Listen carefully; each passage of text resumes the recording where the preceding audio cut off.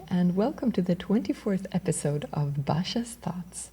Today I'd like to talk to you about in what way is knowing who you are actually helpful to you?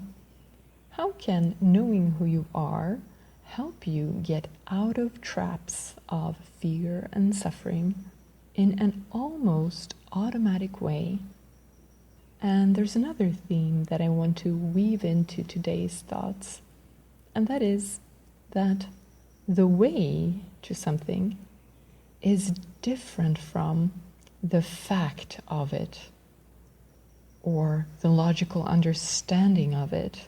So the how is different from the what. How do you get there? How do you best accomplish something? That how, that way, may be very different from our basic understanding of what it is we are trying to achieve. And this is key in many things.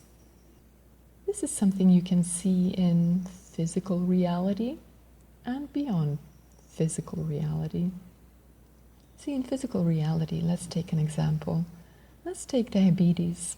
So diabetes is a disease. Diabetes type 2 is something you can get with time. And if you have too much sugar, well, then your body cannot really get rid of it. And you get high spikes and it becomes really dangerous. And a lot of things in your body start to deteriorate because of that.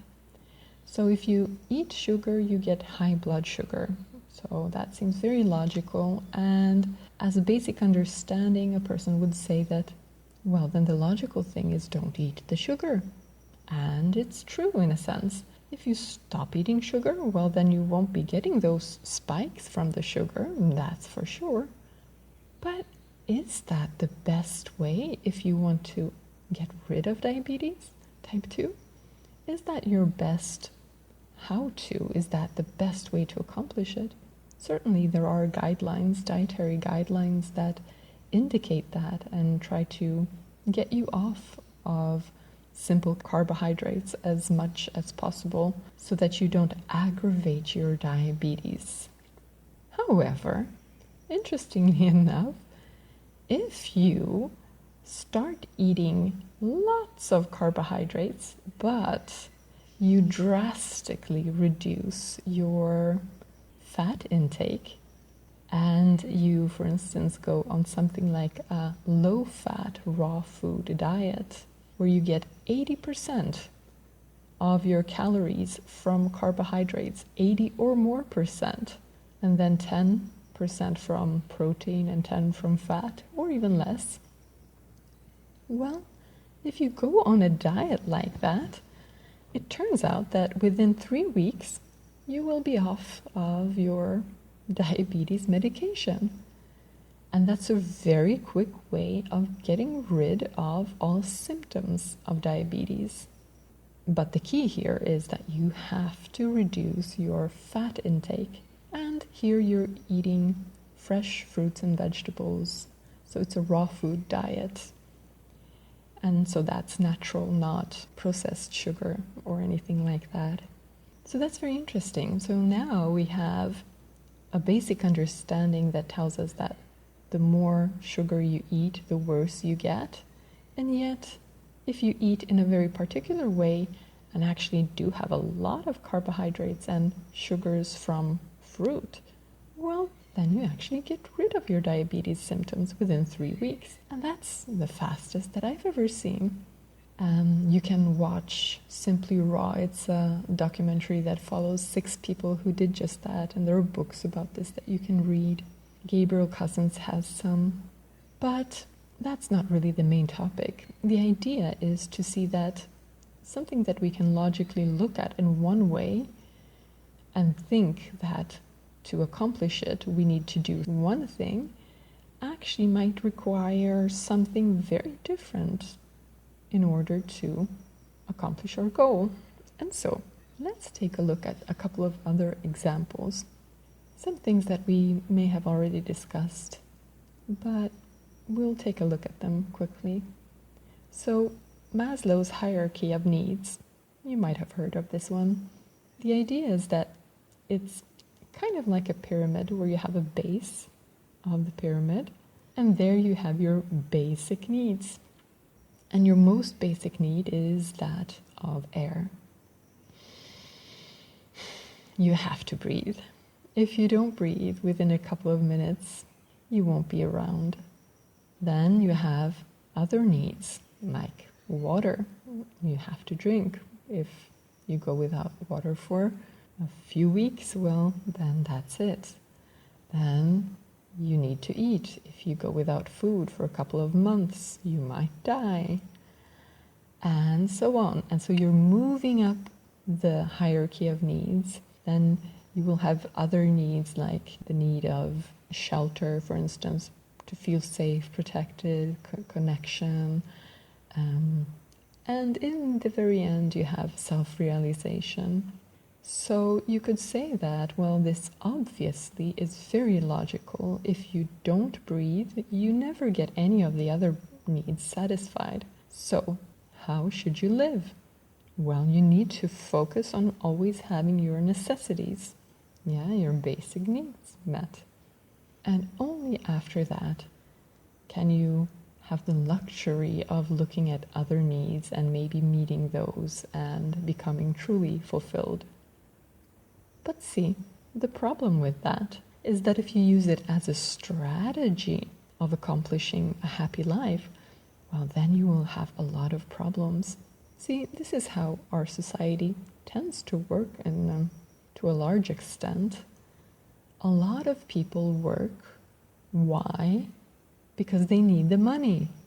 And so they work for survival needs, right? To meet their survival needs. So their focus is on the money, and a lot of the work is not work that comes out of joy and inspiration. It's things that they have to do, and a lot of the time they sort of struggle through life. They suffer. So most of life is a struggle, is a suffering, but then you do get to have those wonderful moments of elation. Maybe you do get your money and you get to buy all the nice things that you wanted, and for a little while you do feel really happy about it. You might have a nice apartment and you might have cool things. Awesome. But then somehow a few days pass by and you're back, struggling again and suffering again. This is how our society has been programmed. And the idea is that this is based on our focus. What do we focus on? And our focus is mostly on the survival. What if you could do the opposite? What if you could start from the joy, from the highest elation, and then do based on that, do through inspiration instead of motivation, because motivation always contains some fear of not getting it, not getting enough, or having some consequences if something doesn't happen that are not very pleasant. So what if you could start with the joy inside of you, and then you could move from and through that joy? Well, then you would end up having a joyful life.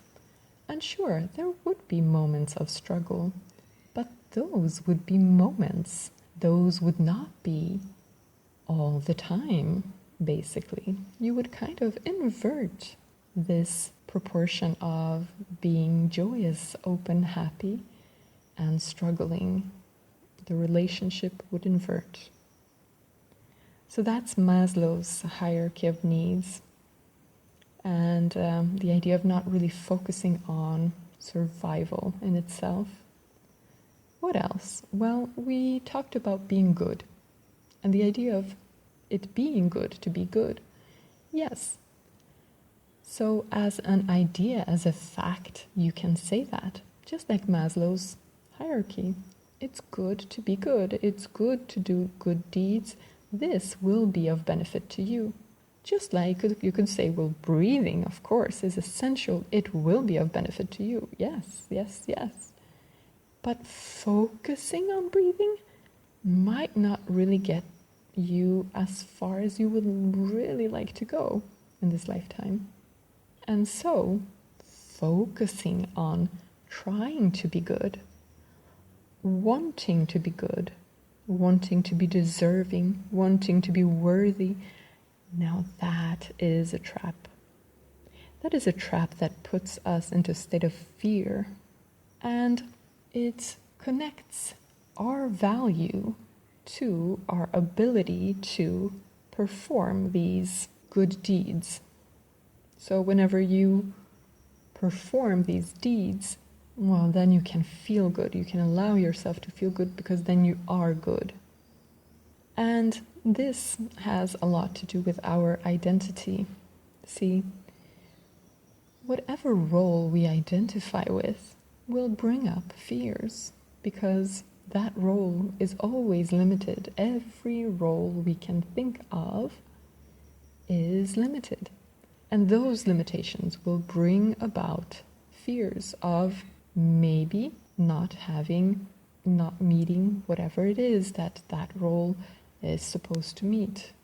And so, wanting to be good puts us in this trap of fear and locks in our value to our actual performance. And we're not very happy. And we're not actually being good. Because now we're trying to perform good deeds so that we can feel better. We're not actually performing them so that we can actually help others. And of course we cannot allow ourselves to see that because then we would not be able to feel good. And so it becomes just this dark spiral that becomes a trap for us. Now, let's take a third example, or actually a fourth. The fourth example is unconditional love. Yet another thing that we would say is something that is desired. I want to feel unconditional love. I want to have that. That seems like the most pure and spiritual and beautiful love. I want that.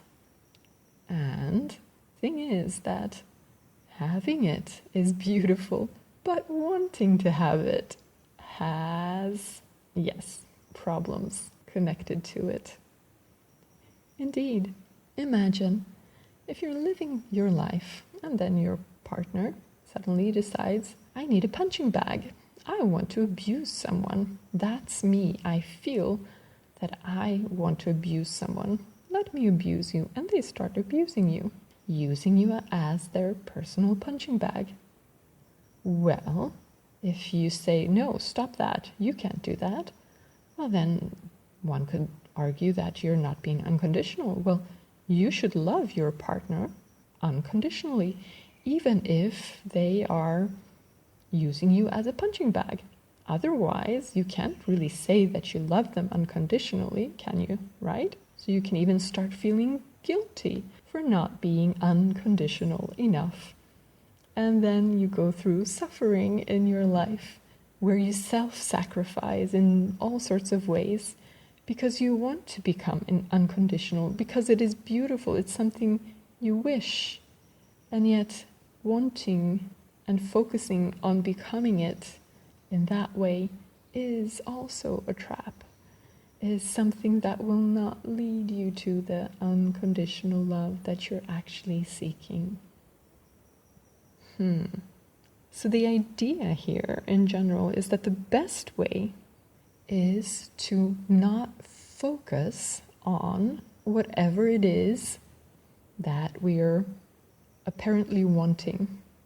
Because if you focus on the survival in Maslow's hierarchy, well, yes, then you will be struggling most of the time. If you focus on doing good deeds, performing them, well, yes, then you will find yourself in the trap of fear and actually doing them for yourself and not for others. So you're not actually being the good person that you want to be. And if you focus on trying to act unconditionally, loving, well, again, that too may put you into the trap where you self-sacrifice. And whenever you self-sacrifice, that always leads to problems for both persons in the relationship, because it will disconnect you one from the other, because the one who is doing this self-sacrifice will maybe in the moment even feel, but I'm doing it for you, and in the moment I feel better, I feel happier because I'm actually doing it for you, and I feel pure in that. And yet later on they will start feeling the resentment, they will start feeling the anger, or the anger will be repressed and then start coming out, and they just feel bad and feel more disconnected and feel like the other doesn't understand them, and they will create that disconnect, that suffering. And the other person will, of course, notice it and respond to it. And the other person, if they love you, they will probably really not want you to be suffering for their sake. I mean, the idea of it can sound noble, but in reality, you don't really want the person you're with to be suffering in order to be with you. And you don't want your partner to be lying to you and say, no, this is easy, I will do this for you, while they're actually suffering their way through it. And you don't want the lies. All of that will lead to disconnection and definitely not take you closer to unconditional love. So what do you do? I mean, if you're not to focus on the things that you want in these cases, right? Or even in the case of diabetes, I'm not eating sugar, for instance. There's another way, so you have to know this other way. But what do you focus on then? How do you find what to focus on? Well, there's an interesting shortcut. And the shortcut is, see, if instead of focusing on what you're wanting, you focus on who you are, then you will automatically start realizing all of the above things. Well, perhaps not the diabetes, but you will be starting to cure yourself from the lifetime of suffering and only having moments of joy. You will be curing yourself from the trap of wanting to be good, but never actually becoming really good, and being in fear and creating problems. And you will automatically be becoming more unconditionally loving, including yourself. And that is through focusing on who you are. Because you are the one who is having this experience. You are not any of the things. You are not the physical body. You are not your mind. You are not your thoughts. You are none of that. Those are roles you play. So what do you think about? How do you live if you are, say, knowing who you are? So how does that appear in these three cases, say? Instead of focusing on survival, what do you do? Well, knowing who you are, you live from bliss. You live from joy. And that's what you start with. So you start with the joy of who you are, and then live through inspiration. Instead of doing good deeds, what do you focus on? You focus on being aware that you're actually playing a role. You are the actor here. You are not the role. You are playing the role. And so making sure you don't identify too much with the role. See, it's really interesting to note all the really good performances all the really good performances when it comes to acting, whenever there is this underlying enjoyment of acting, enjoyment of what a person is doing, even when they're doing and portraying something that is negative, anger or fear, if underneath it all there is the enjoyment of the actor, of the art, then the public will respond to that. That will be so much more powerful than genuine fear and anger and rage. That is not something we respond to as well. Whereas an actor that can portray it very well, but underneath all of it, there is this enjoyment that we actually want to relate to, because it's what we're doing right now. Because we are that joy, that enjoyment, that beauty, that bliss, that being and awareness, who is having this particular experience in this particular role, maybe in a human body, maybe as a particular person. And so, whenever we recognize the joy underneath, then that resonates with us. And so the idea is that instead of trying to focus on being good, if we can know who we are and play the role as fully as we can, but knowing that it's a role, then it becomes so much more beautiful. And what about acting as if from an unconditional love? Well, instead of trying to commit acts of unconditional love, the idea is to tap into one's heart and let it flow from there naturally. Don't try to sacrifice yourself in any way.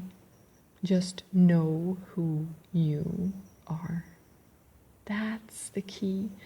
It seems so silly, but that actually resolves so many fears, so many ways in which we suffer.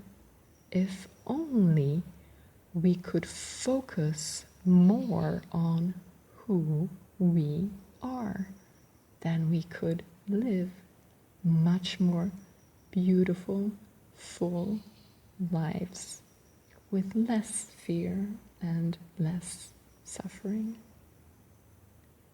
Thank you for listening today. I'll talk to you in another episode. Take care.